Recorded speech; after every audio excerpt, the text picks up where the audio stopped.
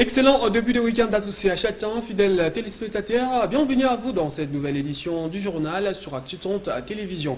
Le président de la République, Félix Tshisekedi, a décidé d'alléger la mesure de l'état des sièges instaurée dans la province du Nord Kivu et Ituri. Il a dit dans une adresse à la nation congolaise diffusée sur les antennes de la télévision nationale. Le chef de l'État justifie cette décision par les avancées significatives socio-économiques, sécuritaires et politiques acquises par la gouvernance sous état des sièges. Mes très chers compatriotes, en ma qualité de garant du fonctionnement régulier des institutions de la République et de la continuité de l'État, j'ai examiné en toute responsabilité l'ensemble des recommandations formulées dans les 3 commissions de la table ronde.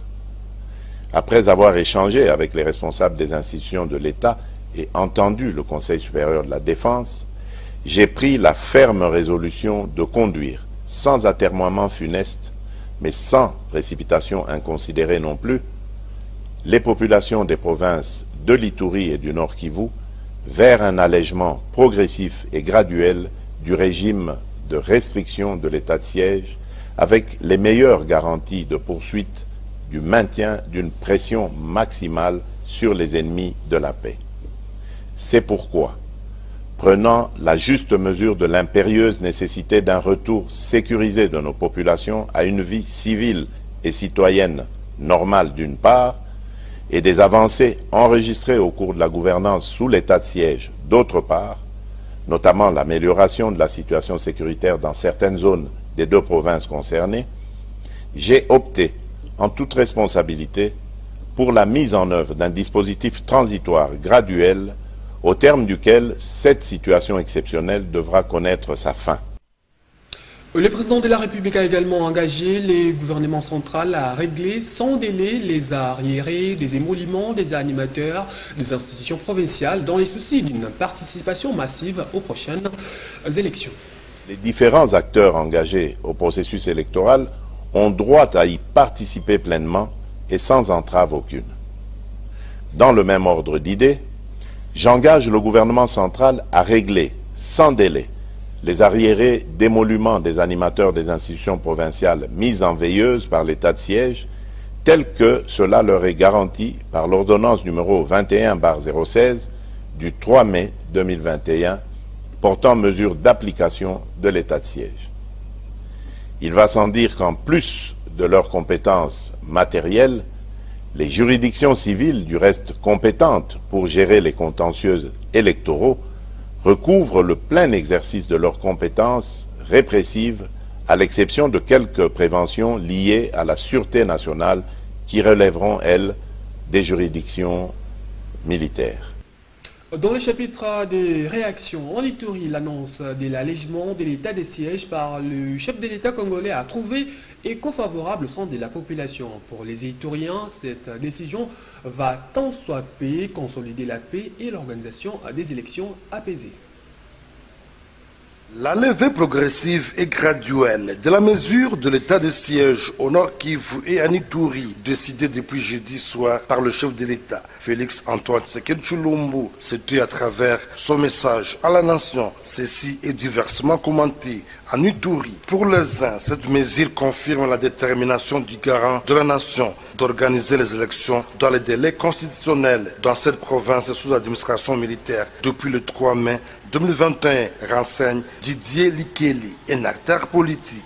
Le président a voulu maintenir l'élan du développement que son Excellence, Monsieur le gouverneur Luboya Kasshama a instauré en Ituri. Il y a beaucoup de constructions.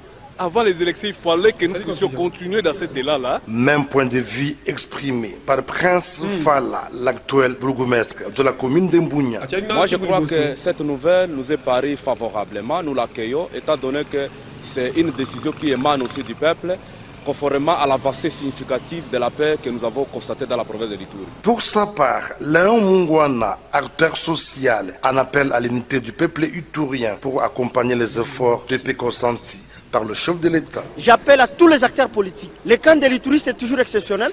On va toujours dans les champs de communautarisme.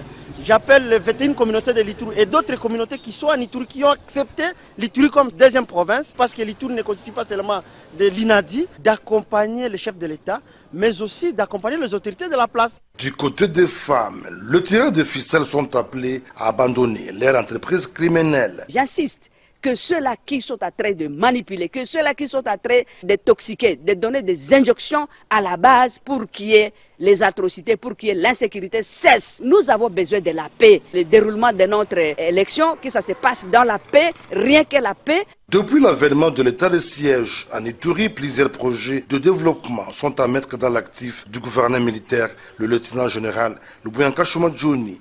À cela s'ajoute la reconquête de certaines entités, demain des groupes armés réfractaires au processus de paix. Et de la province du Nord Kivu, divisée suite à la mesure d'assouplissement de l'état des sièges. Marion Gova, président de la société civile de Goma, mitigé par cette mesure annoncée par Félix Tshisekedi. Du côté de la société civile de Rutshuru, par contre, son président salue cette décision et appelle à la mise en place de mesures d'application. Oui, donc nous avons accueilli ces décisions avec beaucoup de satisfaction, car comme vous connaissez, la province du Nord Kivu, qui aujourd'hui est agressée par le Rwanda, avait vraiment besoin de maintenir l'autorité militaire à la tête de la province, surtout pour mieux faire face à tout ce que nous voyons comme terrorisme, le RDF avec le M23. Bien sûr que tout n'a pas été fait tel que nous, on s'y attendait, mais également il faut quand même reconnaître que l'état de siège a fait en tout cas quelques efforts. Notamment, il y a quand même une réduction de la fraude minière et aujourd'hui, il y a quand même la restauration de la cohésion ethnique qui n'existait pas avant l'état de siège, parce qu'il faut comprendre que l'état de siège a étouffé vraiment tous les instigateurs de ces conflits ethniques au Nord Kivu et qui nourrissaient même ces conflits-là avec des actions, des appels des politiciens qui aujourd'hui en tout cas n'avaient plus encore la force ni la capacité d'aller faire des instigations auprès des populations. La société civile de la ville de Goma et les environs n'est pas totalement satisfaite de la position de discours de mise en place d'un dispositif transitoire et graduel par le président Félix Tshisekedi face à l'état de siège. Ramener les civils au niveau de villes et de territoires et non au gouvernorat. Encore que ces villes et ces territoires doivent être sanctionnés et sécurisés, payer les arriérés des monuments des institutions provinciales sans commencer à prester ni siéger. Ces arriérés étaient mis en veillesse depuis le 3 mai 2021 est une bonne chose, mais trop partielle peut être qualifiée de préparation de la propagande par les nouveaux nommés. Dans le reste de l'actualité, les professeurs de l'université de Kinshasa se disent satisfaits du titre honoris causa décerné au président Félix Tshisekedi pour ses actions en faveur du développement du pays. Suivez. Et pendant plus de 4 ans, nous scientifiques au niveau de l'université de Kinshasa, nous l'avons suivi, nous l'avons observé. Et à ce jour, il a été constaté que Félix Tshisekedi est un président qui donne espoir au peuple congolais. Aujourd'hui, l'université de Kinshasa estime que, suite à ce qu'il a pu faire dans le domaine économique, comme on l'a dit, dans le domaine politique, le changement de majorité, dans le domaine diplomatique, le changement de paradigme dans le rapport avec nos voisins, et dans les domaines sociaux, il a lancé des grands chantiers tels que la gratuité de l'enseignement, la gratuité de la maternité. Ces œuvres, ces réalisations sont reconnues par la communauté universitaire. C'est un honneur pour nous, c'est un honneur pour notre peuple, c'est un honneur pour notre pays. Que l'université honore et nous sommes fiers de l'honorer Et je crois qu'on en parlera assez. Mais ici, c'est la plus grande université de la République. Donc, si la plus grande université délivre, avec tout ce qu'on a comme sommité intellectuelle scientifique du pays, vous la retrouvez d'abord à l'université de Kinshasa. Donc nous sommes fiers, il le mérite, ce président de la République. Félicitations, docteur Félix-Antoine Tshisekedi Tshilombo. La ministre de la Culture, Arts et Patrimoine vante différentes réalisations enregistrées dans son secteur tout au long de cette mandature. Catherine Katungu l'a dit jeudi lors du briefing presse, animé aux côtés du porte-parole du gouvernement Patrick Kamouya. La ministre a saisi l'occasion pour annoncer la mise en œuvre d'un outil de valorisation des artistes congolais et de leurs œuvres.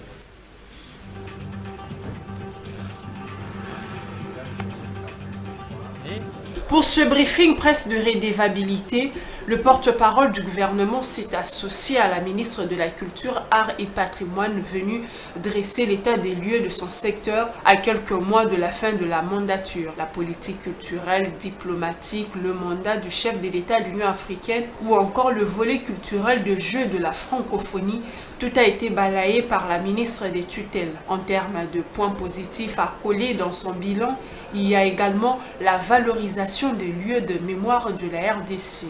Nous avons eu, et tout le monde l'a suivi, nous avons eu à déclarer le site de Sianfumu, Sianfumu c'est à Mwanda au Congo central, comme reconnu comme le premier site des esclaves. Et il y a le projet d'ailleurs d'érection d'un mémorial de Papa Simon Kimbangu. Et il y a les programmes de fouilles archéologiques qui ont été menés à Kassongo, à Kabambare, à Nyangwe. Et tout ceci, c'est envie de documenter un classement au patrimoine mondial. Catherine Katungu a rendu hommage au feu Franco Luamboma qui a dit à l'occasion du 34e anniversaire de son décès. À l'occasion, elle a annoncé la mise en place d'un mécanisme de valorisation des artistes. Les précurseurs comme Luambo ne mourront vraiment jamais. Parce que nous sommes en train de réfléchir comment les immortaliser effectivement en mettant en place des écoles de la rumba, en mettant en place les conservatoires pour que les gens apprennent ce qu'ils avaient, en particulier le quinte, la guitare qu'il était en train de jouer. Et nous voulons vraiment savoir bien les commémorer. Et moi, je pense que c'est en les immortalisant de cette manière-là que nous les ferons. Nous sommes en train de réfléchir des outils pour les accompagner encore davantage. Répertorier les artistes et leurs œuvres et voir dans quelle mesure nous pouvons les aider à récolter certainement ce qui leur revient de droit parce qu'ils doivent vivre de leur travail. Et notre rôle, c'est de le protéger en mettant des lois en place et des stratégies. La ministre des Cultures, Arts et Patrimoine a rassuré de l'implication du gouvernement pour l'inhumation de l'artiste Lokasa Yambongo décédé en mars de cette année.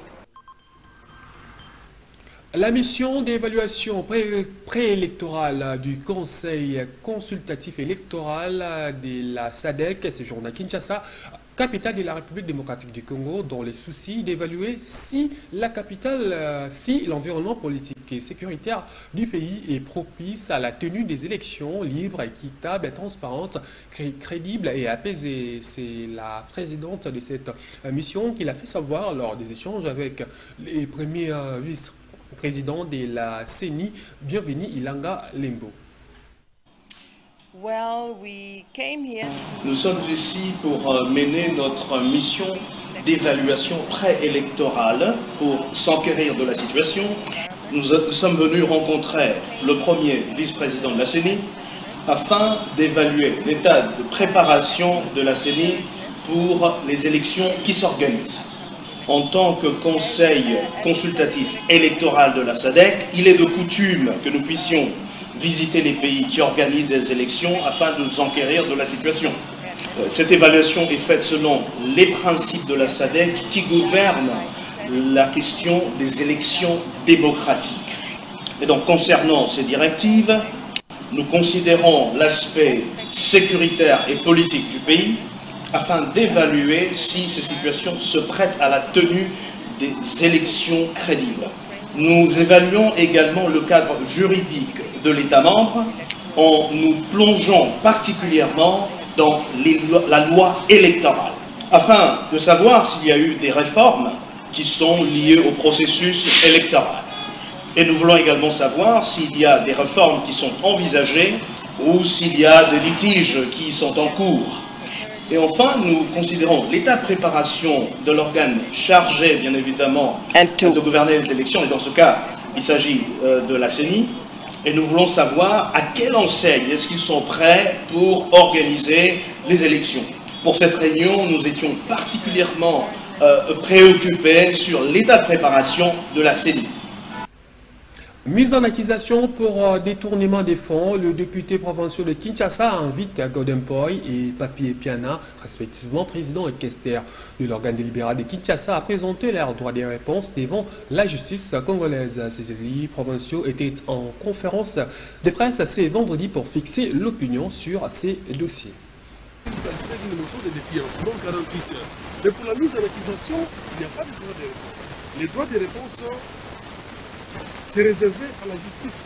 Parce que nous entendons, quand la justice est saisie, la Cour de cassation, pour l'honorable Godempoy, l'ancien président, la Cour d'appel pour l'honorable l'ancien questeur, nous entendons que les deux institutions judiciaires nous saisissent pour leur lever des humilités. Après, ils seront appelés pour aller juger. C'est par là qu'ils vont présenter les moyens de défense. Ce n'est pas une précipitation, parce que les deux sont réputés démissionnaires.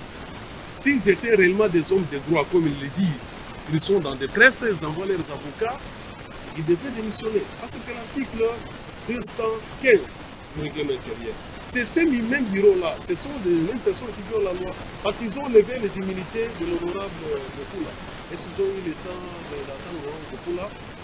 Ce qu'ils ont fait pendant les vacances parlementaires, c'était en violation du règlement intérieur de l'Assemblée provinciale de Kinshasa. Nous l'avons fait en respectant les règlements. Mais ce que nous pouvons vous donner, ce sont les postes qui ont fait l'objet, en présence de l'ancien questeur, des graves soupçons de détournement. Vous avez premièrement les salaires de notre collègue Mike Mukebai. À ce jour, ni l'ancien président Godempoy, ni l'ancien questeur Epiana peuvent répondre de cet acte. C'est un détournement. D'ailleurs, l'avocat de notre collègue Mike Mukebai a déjà porté plainte quant à ça. Deuxièmement, il y a la question liée au crédit véhicule qu'on a débattu avec nos amis de la banque. Ici, à l'hémicycle, nos amis, enfin, le questeur, l'ancien questeur et le président nous font croire que tout a été épongé. Mais curieusement, lors de la séance de travail, il nous a été révélé par la banque que nous avions encore des litiges. Et la banque a écrit à chacun de nous pour nous mettre en alerte au risque d'être indexé.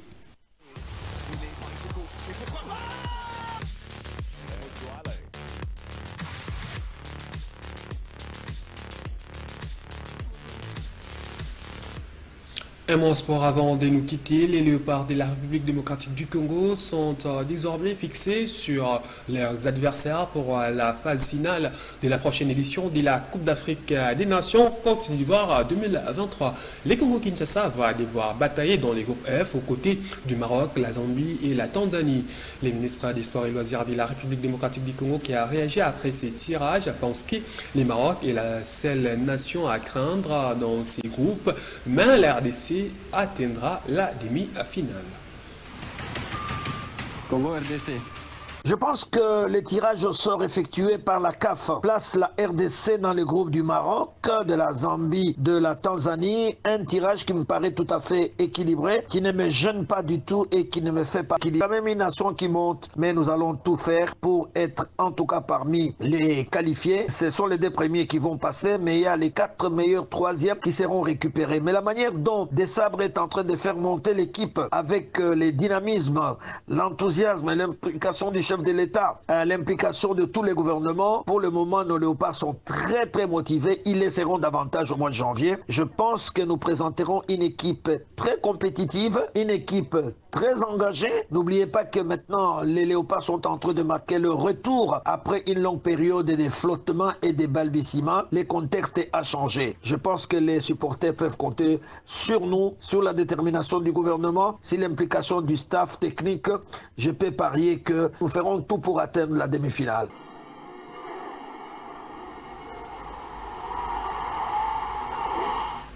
Et de son côté, les managers des Léopards de la RDC, Dodo Landou, y a apporté son regard en évaluation de chaque concurrent. Il a représenté la RDC lors de cette cérémonie en Côte d'Ivoire en compagnie du président du comité de normalisation de la FECOFA, Dieudonné Sambi. Pour Dodo Landou, la RDC va jouer sa participation dans les groupes F qu'il a jugé très élevé. Le groupe F est un groupe très élevé parce que je pense que toutes les 4 équipes s'évalent. Le Maroc, en tant que demi-finaliste de la Coupe du Monde, se place un cran au-dessus.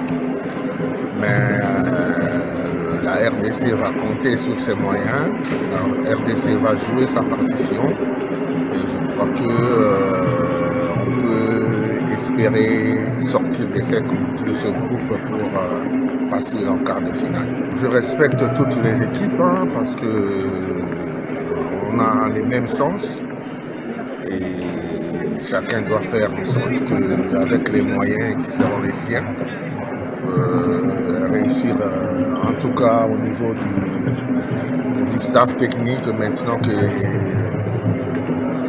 le groupe est connu, le coach des Sabres va mettre en place un programme qui sera suivi d'un cahier des charges qui nous permettra, avec les moyens qui seront mis en place par l'État, qui nous permettra d'aborder cette phase de groupe dans les meilleures conditions possibles pour en sortir qualifié.